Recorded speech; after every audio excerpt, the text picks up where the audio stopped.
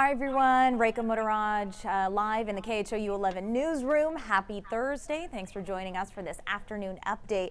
Talking about a lot of stories today and the ones that you're clicking on KHOU.com. This one was a talker, especially when it happened back in May. A little girl, if you may remember, she was hurt inside Minute Maid Park when she was struck by a foul ball. Well, it's just one of several similar incidents that have happened at Major League ballparks. But now the Astros say they will extend its protective netting. That current netting will be replaced by knotless netting, which allows for improved viewing for folks in the stands. Other teams like the White Sox, the Rangers have also said that they're going to be extending the netting as well. On the 411, though, we're going to take a closer look at the plans for that extended netting, and also we're going to see when it will be installed by.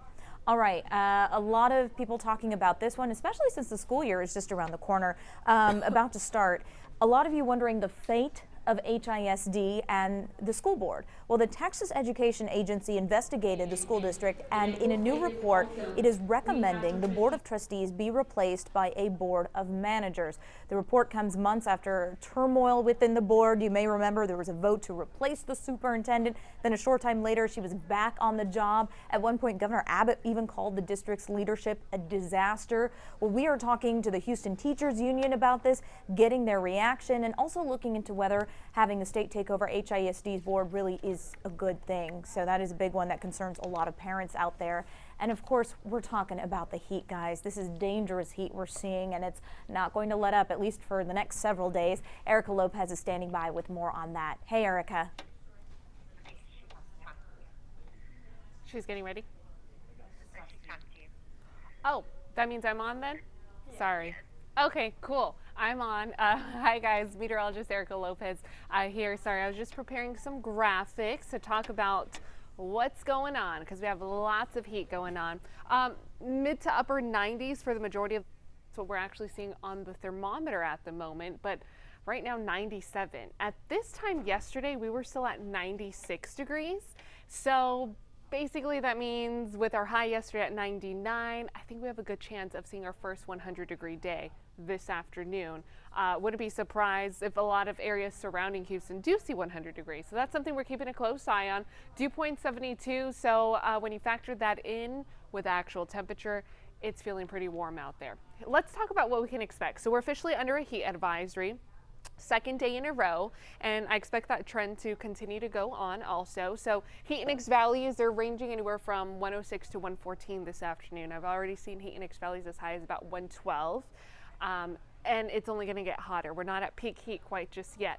Now our first 100 day is ahead either today, either tomorrow, definitely this weekend. And again, every single area is going to not have the same temperature at the same time. So it really just depends where you are if you're going to see your first 100-degree day today. Here's a look at your feel like temperatures right now. Feeling like 112 out in Sugar Land. That's been the hot spot throughout this afternoon. 113 out in Galveston also.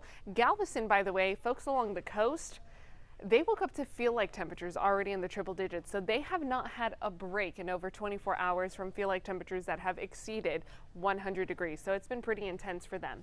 Let's talk about this heat wave, kind of give you a refresher of what we need to do when we're talking about this type of heat. We have not felt this type of heat. I know it's been hot already this summer, but these are the hottest temperatures that we're having so far for the year of 2019. Hydration is key. Please drink plenty of water. I'm constantly carrying around a water bottle with me. You want to drink enough water to not allow yourself to get thirsty. Once you start feeling thirsty, that is when it's a little bit too late. You want to prepare for the possibility of feeling a little bit of dehydration in your body. So again, constantly just stay hydrated. Try to wear loose-fitted, light-colored clothing. As meteorologists, we talk a lot about the albedo effect. Black absorbs a lot of heat. If you wear white, that's going to reflect the heat. Kind of like when you see snow. Snow reflects the sunlight. That's why you still get sunburn in the snow. Same kind of thing with a white colored shirt. That's going to reflect the sun. You're not going to absorb that much heat. You also want to try to avoid the outdoors as much as you can, especially between peak heat, the hours of lunchtime and about 7 p.m. That's when we're talking about the worst of it. All right, so we've been tracking a ridge of high pressure. Previously, it was centered around the desert Southwest. It has slowly migrated to Texas, and it is hanging out in Texas. Guys, it's not moving much. Here's a look at this weekend. That center, the ridge of high pressure, it actually just expands right on top of us. That's going to bring in a stretch of triple-digit temperatures for us here in Texas. And on top of that, high pressure suppresses rain chances. So it sinks air, and then it doesn't allow any lift in the atmosphere. So we need air to lift in order for thunderstorms to start to ignite, which is why when we talk about towering cumulus clouds, they lift, right? And they get larger and taller. Well, high pressure does the opposite. It sinks the air, it suppresses any development, and that's why, take a look at our forecast rainfall the next 7 days. Not looking good. Good in the sense that you're not going to have any washout conditions for this weekend, so no rain to impact your weekend plans, but not good in the sense that our drought concerns in Texas, it's starting to elevate. We've actually had a below average rainfall year for us here in Texas. So here's a look at our current drought monitor. It was just updated today. It's updated every Thursday. And this has increased compared to what we had previously. So lots of yellow popping up on the graphic. This dark orange shaded color, that's severe drought that's starting to pop up in parts of Texas. We don't want to get close to that. And unfortunately, with the next 7 days, we don't have a good chance of seeing any of this drought to be suppressed either. So let's zoom into Houston, see what's going on. Notice we have speckles of yellow. That's abnormally dry conditions. So it's the beginning of drought that's beginning to come into play for us here in the Houston area. And again, we have a dry stretch ahead, so something to really monitor. All right, temperature-wise, upper 90s for most of us. We're likely to see our first triple-digit day tomorrow if we don't get to that by this afternoon. This weekend, it's going to be pretty hot out there. On top of temperatures that will be in the triple digits, feel like temperatures we're talking about 110. All right, quick update on the tropics. Not expecting any development. It's been very, very quiet. There's been several factors for this. One of the major factors has been El Nino. El Nino has actually helped suppress any development. There's been a lot of factors. Right now we have an area of high pressure right here where it's really quiet. The Bermuda High, really strong. It's suppressing development in the Atlantic basin. But NOAA has just released its outlook, an updated outlook. So when the hurricane season started, this is the original outlook that they did put out.